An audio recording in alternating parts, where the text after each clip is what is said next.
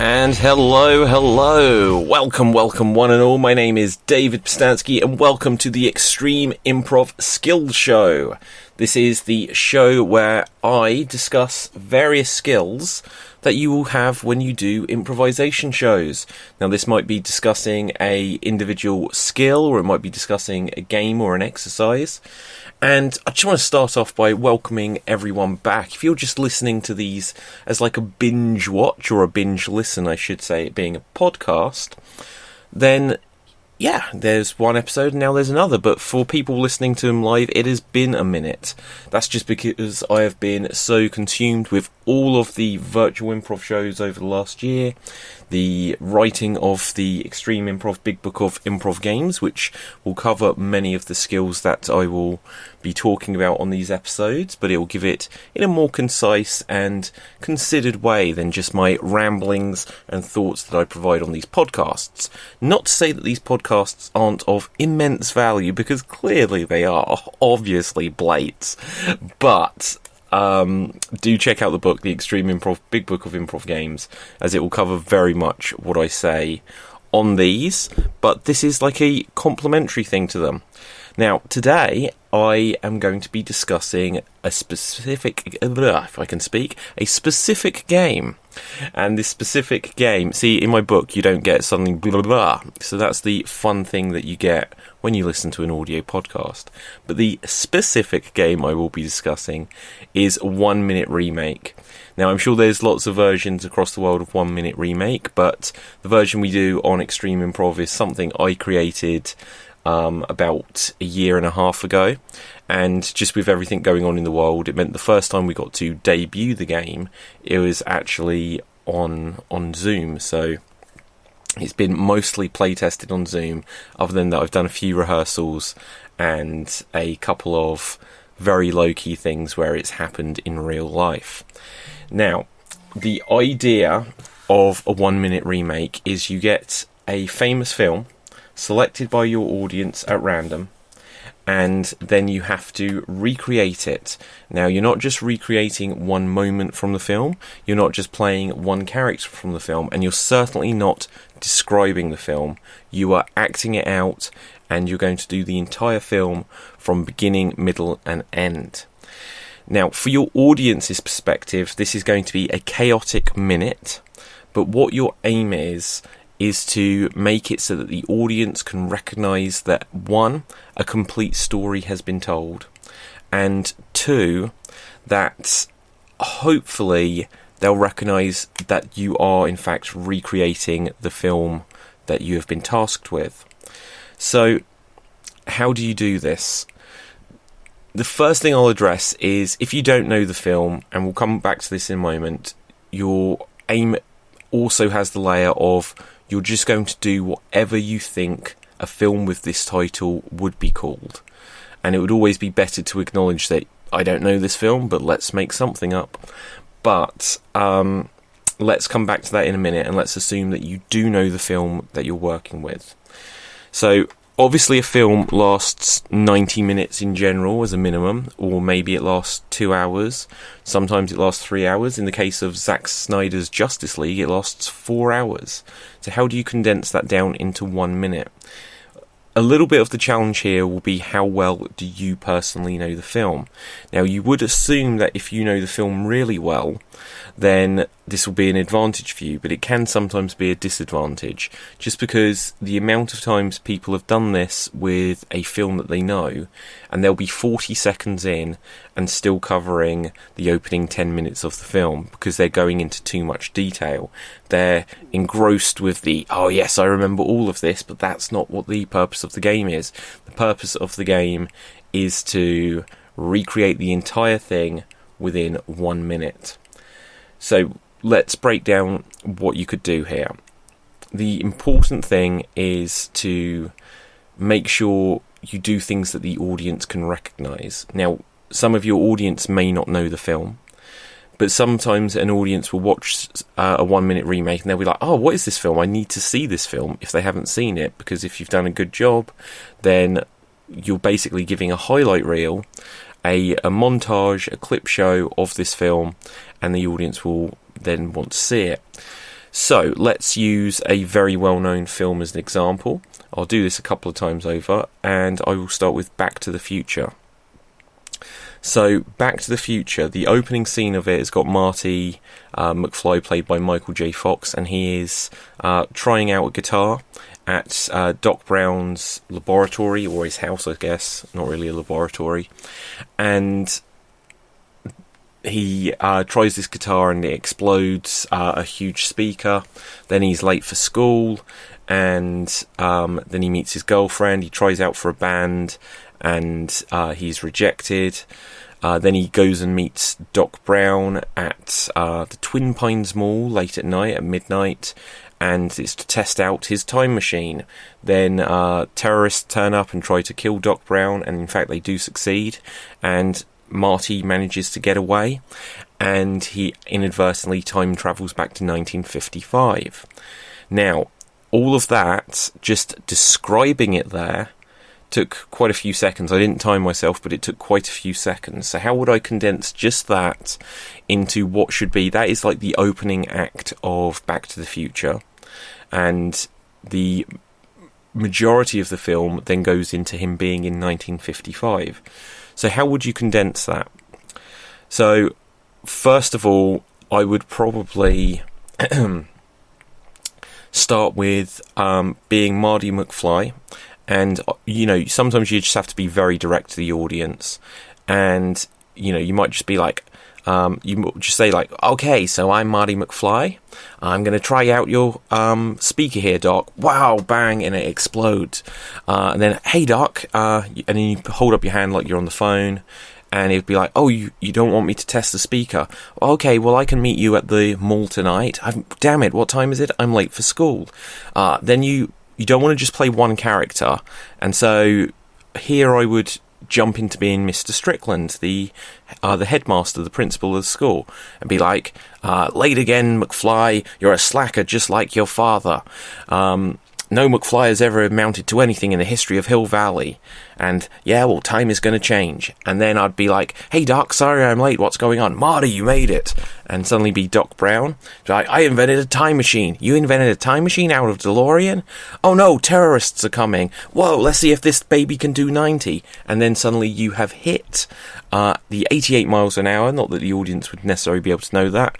But it's like suddenly, whoa, where am I? This place looks like Hill Valley, but it's suddenly very different. It's 1955. And you can condense all of that into about probably 20 seconds at the most. And that was the opening act.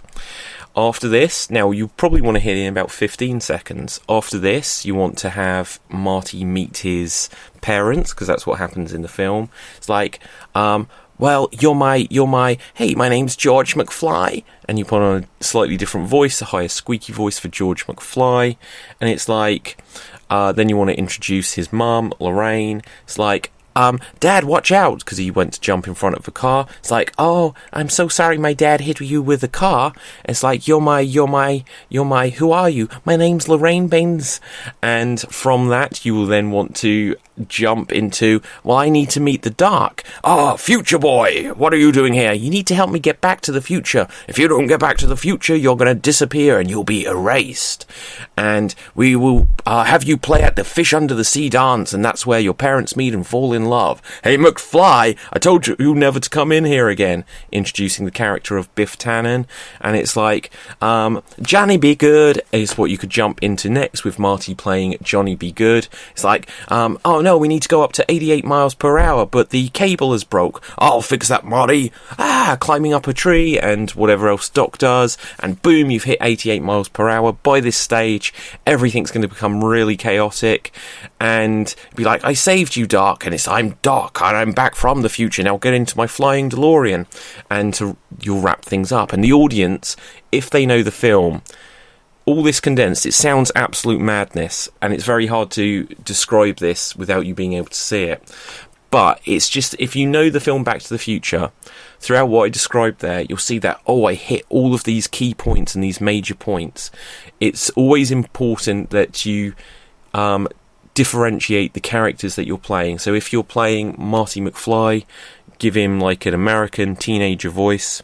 If you're playing Biff, then you want to give him a bit more of a douchebaggery voice. If you're playing Doc Brown, then you want to give him like the lowest voice you can do. Lorraine Baines, give her like a girl voice if you're a guy. If you're a girl, then just, give her a girl voice. But things that will just differentiate the characters and also just highlight what is happening. Now, this sometimes means that you have to be very direct about, I'm playing at the school dance now. And sometimes you'll be like, right, let's see if we can get the DeLorean up to 88 miles per hour. And you just sort of not just say, and then Marty got the DeLorean up to 88 miles per hour. You have the characters just sort of explain what they're going through within that minute. Lots and lots of people out there know movies, and lots of them know movies very well. So, this being a pop culture thing, people really do enjoy this game because within 10 minutes they can see 10 movies, and just being able to hit on the notes that the audience recognise will mean that they really enjoy it. Being able to hit the points of, yes, and then that happened. And then he got to the end. He made it to the end is part of the enjoyment for the audience on this. So let's use a different example. And let's use perhaps a slightly more tricky one. Lord of the Rings. Now, the Lord of the Rings films each over 2 hours, and if you get the extended cuts, which came out on DVDs and Blu-rays many years ago, they were extended to last over 4 hours each. And there were 3 films, obviously, and then there were 3 prequel films of the Hobbit series. And when you get asked to do Lord of the Rings, they might just say, do Lord of the Rings. Now, the films are actually called Lord of the Rings, The Fellowship of the Ring, Lord of the Rings, The Two Towers, and Lord of the Rings, Return of the King. Excuse me. And if you just get told Lord of the Rings, I understand that these films being one continuous epic saga, one continuing story, it's very easy to just merge different aspects of the different films into one remake. Because one of the obvious characters to think of is Gollum, and say My Precious, but the problem with that is Gollum didn't appear until the second film. So I have seen performers who start this off, suddenly put in Gollum, suddenly realise that, I've gone into the sequel, and does this now mean I need to put a 12-hour continuous series of movies into 1 minute? And once again, it is possible. But let's just think what you would need to do here for either version. If you're just doing Lord of the Rings, The Fellowship of the Ring, the important points to hear, and these are just examples, I'm not going to go through every film just so you know what I think you should do for each individual film, but I'm giving examples. So you'd want to be Uncle Bilbo, it's your 111th birthday. Frodo, I want you to have this ring. And then it's like, right, what do I do with this ring? Frodo, you must take it and destroy it at the depths of Mount Doom. And that sets you off on your quest within about 5 seconds. And it's like, well, I'm coming with you and I'm Samwise Gamgee. And that was a terrible accent for Samwise Gamgee. I always wondered why the various hobbits had completely different accents, but whatever. And then it's like, I will guide you there. I am Aragorn, but you can call me Strider. It's going to be a difficult journey. I will come with you as well. I have my bow and I am an elf called Legolas. And I'm coming as well, being Gimli, the king of the dwarves. And within this, you're suddenly 20 seconds in and you have your fellowship and everyone is met. And from here it's like, oh no, there are some orcs coming, I'll destroy them with my hammer. And, oh no, I'm going to put on the ring and look, I'm invisible and, oh my goodness, there are people on horses and they're coming to kill me. Frodo, you must run, my boy, run, you fools, because you shall not pass, which is probably the most important and famous line to get in from the Lord of the Rings. And it's like, no, Gandalf, you're dead. Everyone, we've got to kill the orcs. I'll kill the orcs with my bow. Run, Frodo, run. And it's like, righto, we're going to get away. I'm going to kill you. I'm going to sabotage you. No, Boromir, don't do it. Oh no, no, Boromir turned bad. I'm coming back and I'm saving people. Oh no, Boromir's dead. Frodo, you have left us. He must continue his journey alone. And by this point, I don't even know which character I'm playing, because one of the things with it is the Fellowship of the Ring. And as long as you are physically jumping about on stage, showing different physicality. So with this, if I was one of the hobbits, I'd probably just scooch down to my knees just to show the height. The audience would laugh at that. If I was, same with Gimli, but I might be slightly bigger, so I might just sort of squat down to be Gimli and show that I'm holding an axe. If I was Orlando Bloom's character, then I would probably pretend like I'm holding a bow and arrow every single time I spoke as him. And if I was then going to be Gollum, obviously I'd get down onto all fours, my precious, and all that, do my best Gollum voice, which I can do better than that. I've just felt self-conscious jumping into it during this explanation. But anyway, you would probably introduce like the Eye of Sauron, where I'd probably literally just frame my eye and be like, we can see them, send the orcs, Saruman, and then I'd be an evil wizard. And if I was Gandalf, everything would be big, and I'd probably hold up my arms just to show that I've got my staff and I'm going to make some big declaration. And it's a lot of fun. This game is an awful lot of fun. So you just want to hit the high points. You want to do different characters. You want to do different physicalities for each character. And you want to give the audience the sense that you're doing something unachievable. You want to give them the sense of the chaos of it, that you've got to run from left to right, that you're jumping from left to right to play both characters talking to each other. And then, you know, if you're just rattling through what's happening in your mind, you want to avoid lots of and then what happens? Oh yes, and if you need to do things to help the audience, and like, if you want to suddenly be like, and then Orlando Bloom shows up. Hello everyone, I'm Orlando. If you want to do that, where it's like literally, the only thing I can remember next is that Tom Cruise runs in and saves the day. It's like, I hope Tom Cruise gets here to save the day. Hey, I'm here to save the day, is what you can do just to tell the audience what you're doing. And that kind of thing, again, is just fun for the audience, because it's all just chaotic, it's crazy, over the top. And by the time you get to the end of 1 minute, if you're out of breath, if you've tried to cram everything in and the audience are like, oh wow, they made it, or they almost made it, the audience will enjoy what you've done, but they will also appreciate your efforts to attempt to recreate this. So that's an important thing to remember. If someone thought what you were doing was scripted, and this is often the case with most improv, if they thought what you were doing was scripted, they might think, well, you shouldn't have included that, or this should have been better, or this should have been more defined or more rehearsed. But when people have the context of knowing that what you are doing is improvised, and they see that you're giving it your all, they are on your side, they want to see that you can do it well, they will enjoy your efforts.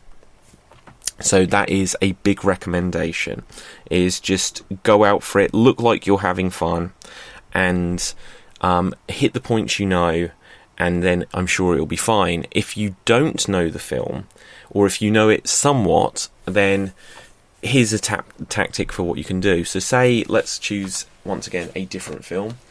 And this time, I like my actiony films because they give you lots of things to be able to do in this, but let's choose something less actiony, I guess.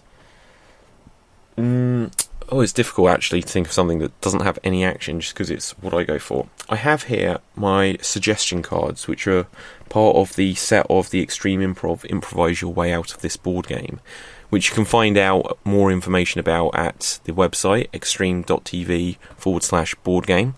But let's choose from the suggestion cards a film just to use as the example. And the film I see here, well, Independence Day, it's all just actiony stuff, isn't it? The Rock, Toy Story. So Toy Story obviously is a bit actiony, but it's not quite the same. So Toy Story. Say you knew Toy Story is about the toys that come to life, and you didn't really know much else other than perhaps there's a cowboy and there's Buzz Lightyear. And it's like, that's about, say that's the only thing you remember about it, you haven't seen it since 1996, and what do you do for 1 minute? So I could first of all lay down on the ground and say, get up.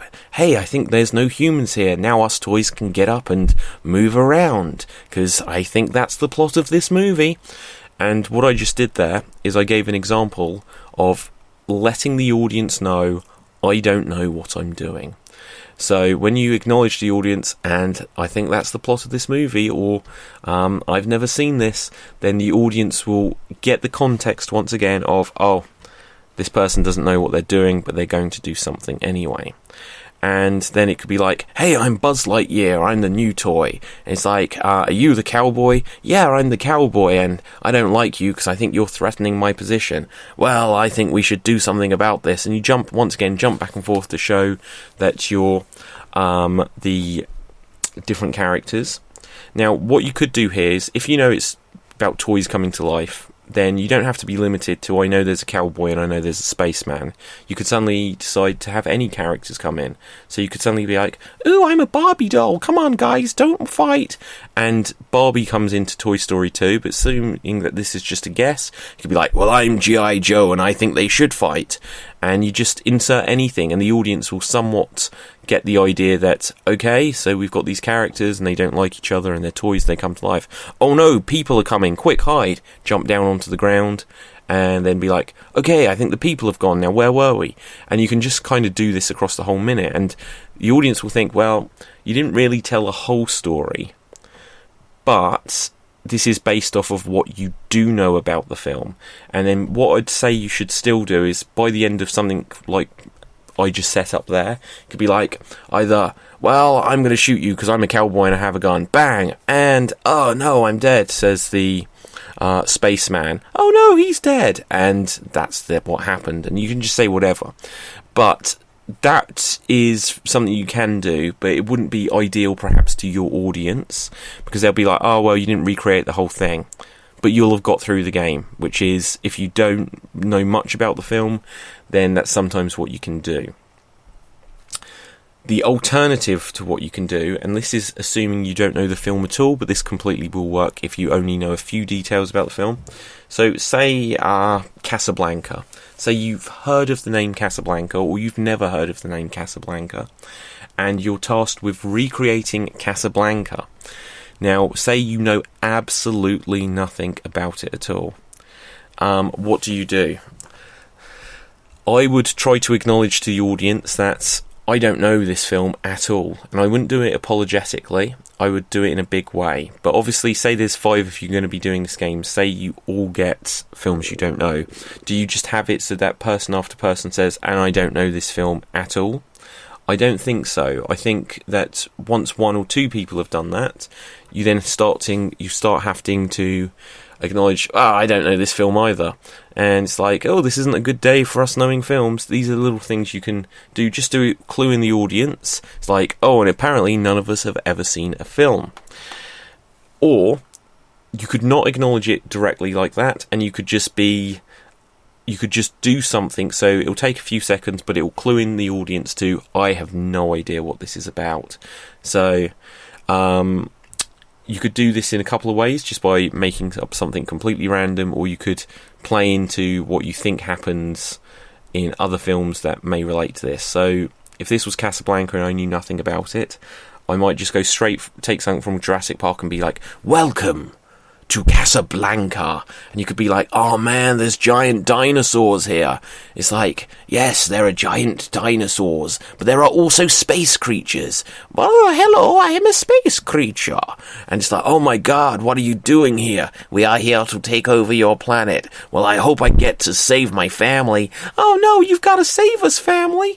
And you just put in details. It's like, right, so first of all, I need to convince my boss to let me have the time off. Damn it, son, we are never going to let you have the time off here, so you're fired. Oh no, the space aliens and dinosaurs are going to take over the Earth, but now I've been fired. Oh, I can't believe you got fired. I don't want to know you anymore, but I wanted to save you, family. And you just make up a story of your own, and the audience will be like, this is clearly made up.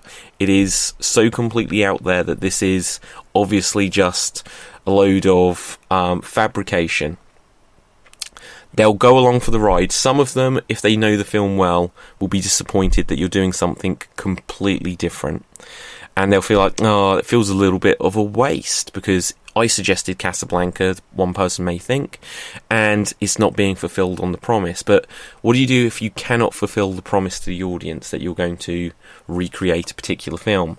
You just give them something that's fun along the way.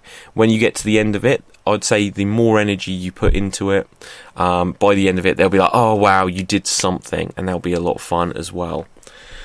So, once again, to go over the main points, is you want to establish different characters through physicality and voices, because you'll be playing a lot. You'll want to hit the major points of the story as long as you know it. So if there are any famous lines from a film, we're going to need a bigger boat. If you do a remake of Jaws and you don't include that in it, the audience will be like, you missed it. And some of them won't even be thinking of it, but as soon as you say it, most people, because it's a famous line, will know that, and they'll be like, yeah, you know, you did what you were supposed to. And sometimes that's just what you need with a game like this. It's a rapid fire game, it's a high energy game, and it doesn't mean that everything has to be like 10 out of 10 energy. You could still have sad moments in there. You could still have, oh my god, and this character's dead. And then you pause and you look sad for a moment. And you do it just enough so that the audience have understood that that's what you're doing, pausing for the sadness of it. And then you need to pick up the energy and go on to whatever the next part of the story is. And having this contrast actually will help things along quite a lot. Now, one thing I haven't spoke about, which some people do, and this is what I'd really say don't do, and if you watch the Extreme Improv Extreme shows, when I'm explaining the rules of this game, I've started to incorporate it over the last few months into saying you are not describing the movie. Just because over and over again people would describe a movie. Now I'm going to choose a movie here at random, and okay, 10 Cloverfield Lane.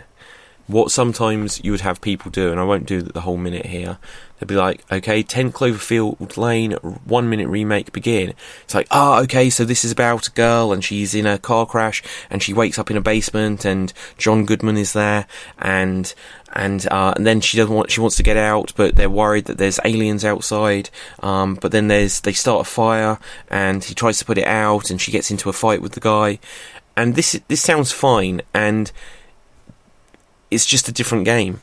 It's explaining the plot of a movie in 1 minute, and it's okay as a game, but it's kind of not what the audience are generally turning up for, because even though it's a form of storytelling, I feel that an audience just turning up to test your memory to see if you remember what the plot of a movie is about, with you explaining it, isn't anywhere near as satisfying as seeing an actor.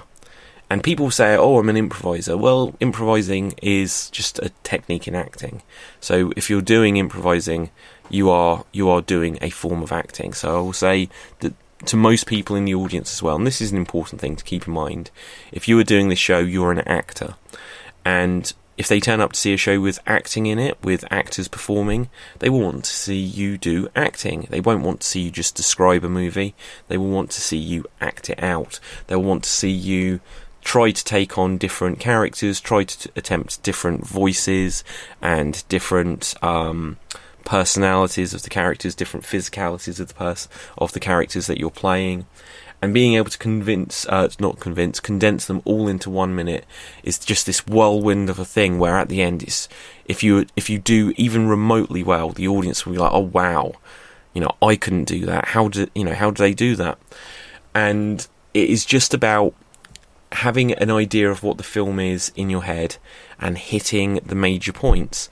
One of the other things you can do is have fun with which points you choose to include. So obviously within a 2-hour film, there might be lots of things happen, and there will be some highlights, but occasionally you can choose something which is like why did you pull that moment out? So if you're doing Star Wars, just acknowledging, hey, Princess Leia, I think you may turn out to be my sister, so I think we better kiss. And people are like, why did you, you included the kiss there, why did you include that bit? or Jurassic Park, and it's like, I'm gonna go and use the toilet. I hope a dinosaur doesn't eat me, and it's just like, well, of all the bits to include, why include that bit? And again, you don't want it just to be you're including the scene where the character does nothing, because the audience won't be able to recognise it. It's about just choosing a couple of moments here or there which will be like, oh, this will be funny to show that you've just remembered this bit. But once again, like I say, if you don't remember the film, if you've never seen the film, this doesn't mean you can't do the game at all. It just means that you use what little knowledge to try and spin out 1 minute, and in a sense that's quite easy. Even though it perhaps won't be fulfilling the entire story in 1 minute, if the audience get the context of, well, clearly you only know these 3 things about the film, and you just, remix them for 1 minute. So it's like, I'm Buzz Lightyear and you're the cowboy. Well, I'm the cowboy and I think my name is Jeff, and I know that you're Buzz Lightyear. If you just use up the time, the audience will be like, the joke now is, the game of the scene is now, this person is they have used up all of their knowledge within the first 10 seconds, and now they've got no choice but to invent stuff or to find new ways of using that 10 seconds worth of knowledge. And it is only 1 minute. 1 minute can feel like a long time when you first play this game, but it's honestly not very long. So I guarantee you anyone can play this game, because anyone can just do something to fill the time. If you don't know the film at all, just very confidently, if you want to, just acknowledge that you don't know it at all, but then do something anyway, very confidently, or just very confidently do something, but do something so that the audience will know that you don't know what you're doing. Because if they think you're genuinely trying, they think you do know it, and then it takes them 40 seconds to realise that you didn't know it, that's not necessarily bad, but afterwards it'd probably be good, rather than just bluff that I got away with that, I knew what I was doing. No, just acknowledge. If you don't know what you're doing, just acknowledge you don't know what you're doing. And that means that at the beginning, either acknowledge you don't know what you're about to do, or at the end, acknowledge I've never seen that film, and that will get a big laugh then. But if you try to do something and I'm trying to think what, Runaway Jury, then it's very easy to have something like, I'm the head lawyer and judge, I don't like your decision. And it could be like, we'll turn to the members of the jury. It's like, guilty, guilty, guilty.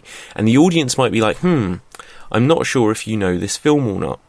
And that's fine, because sometimes the clue in the title might give you enough of the location or the setting to be able to do something with it.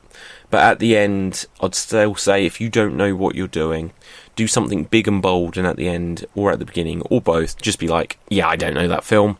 And the audience will be on your side, they'll have a good time, and it will also give you the idea of checking out what that film is that you didn't know. Or this will just give you an excuse of, I'm likely to play this game in my next improv show.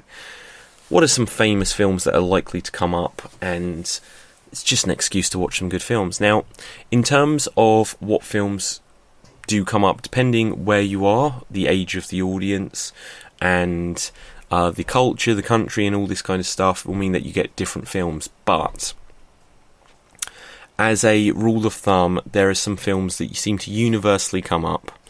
And obviously playing this on Zoom, we've had audiences from all over the world, but also just having done extreme improv shows and festivals around the world, even though this game is a newer creation, so I didn't play these games in Alaska or Japan or places in Europe yet, but we will do, is that we'll have often asked in extreme improv for pop culture references, so I do have a sense of what films will commonly come up. Harry Potter always comes up as a film. Any of the Harry Potter films, like I said, Lord of the Rings, the Terminator are popular ones, Jaws, and let's see, what else? It's just like The Godfather comes up quite a lot. Things that are just regarded as the most famous films of all time will often come up. And occasionally, like something like The Wizard of Oz, like occasionally you'll get much older films like Casablanca, And the interesting thing, if you get like Casablanca, I once had that this came up 3 times within a week, and I never learned my lesson that the first time it was like, oh, Casablanca, play it again, Sam, and I literally knew that was a quote from it. And so we had a whole scene. This wasn't a 1-minute remake. I had a whole scene about playing a piano. And then a couple of days later, we're at a different venue, the audience say Casablanca, and at this stage, I was like, oh my god, we had Casablanca a couple of days ago, and I didn't know it then, and I don't know it now. And by the time it came up the third time, and again, that was me acknowledging that I didn't know it. Just tell the audience, set that expectation low. This is going to be something out there. We're going to do a scene. It's going to be exciting, but it's not going to be what you know of Casablanca. This is a different version of Casablanca that I just happen to know. And then by the time we got to the third venue, I was like, I can't believe this has come up so many times. But by that stage, it was funny just to keep doing it. And because I'd worked with different scene partners, a couple of them had a little bit of an idea of what Casablanca was, and so I was able to take their ideas and build upon it. But the lesson was that, okay, if things come up commonly, then just get a sense of what the audience may be expecting from this, and just hit the high points of that thing. As long as they recognise it, they'll feel you've done a great job. If you do something completely random, just make sure you do it confidently. So, once again, do it confidently. Make sure you have different physicalities for different characters. Make sure you do different voices for different characters. Try to hit the highlight points. So, anyway, that is going to bring us to the end of this discussion of the 1-minute remake. And my name is David Pistansky. You can find me on Facebook, Instagram and Twitter at David Pistansky. Now, I do want to just reiterate once again that this is me talking completely free-flowing, free-form, off the top of my head about this improv game, just to make sure I keep up doing these extreme improv skill shows for our wonderful audience. And if it gives you a nugget or two of truth, of something that helps you out to put in your toolkit, then that has been a success from my perspective. But if you want to hear some concise thoughts where it's been well considered, written down, edited over weeks and weeks and months, then do check out the book, which is the Extreme Improv Big Book of Improv Games. It's available worldwide, predominantly from Amazon, but you can get it from places like Waterstones as well, which is a bookshop in the UK. You can even find it on places like eBay or whatever, but don't buy it from eBay, because that is just some other retailer getting it and then actually selling it at a higher price than what you get it from Amazon. But if you get it from Amazon, then it will help me out. So it is the Extreme Improv Big Book of Improv Games. It's available from Amazon as a paperback and as a Kindle edition. So if you have a Kindle or the Kindle app on your phone or tablet, then you can simply download it. Like, by the time this episode is finished, you could be reading all of the different games featured in it, because it features over 100 games. It's got lots and lots of tips and general skills that are applicable for most improv games, exercises, short form, long form, etc. But also, if you really want to help the Extreme Improv shows, make sure you click subscribe to as many Extreme Improv things as you are comfortable with. Obviously, if you are listening to this podcast, you're going to be listening to it on a podcast app, such as Apple Podcast or Google Podcast. Just click that subscribe button, you'll get more come up in the near future, and all of the archive of past shows. Or you might be listening to this on our YouTube channel. So head over to youtube.com/extreme-improv and please watch a video, any video, and click subscribe. We do about 8 to 10 shows every single week, including short form Extreme Improv Extreme shows, long form Revenge of the Werewolf Mafia Ripper shows. We've just launched the Totally Sketchy Art Show. We have the the Wham Bam Poetry Slam, Poetry Slow, the Jester's Jam, which is a joke telling show, the Geek Battle, which is a geek culture comedy panel show, and we have the Slam Jam wrestling show. So loads and loads of shows, probably even some that I've forgotten. We have loads of different podcasts. And the last thing I will plug here, and I won't plug as much as this on all of these shows, but I haven't done one of these in a little while, head over to the website extremed.tv, which is spelled XSTREAMED.TV. So if you just heard that and it was a big jumble, the way to think of it is the letter X and then the word streamed, like I streamed a show on the internet, so like a river, so a stream, STREAMED, but with an X in front, extremed.tv. Anyway, I'm going to quit my rambling now. Until next time, stay safe, always stay extremed, and ciao for now.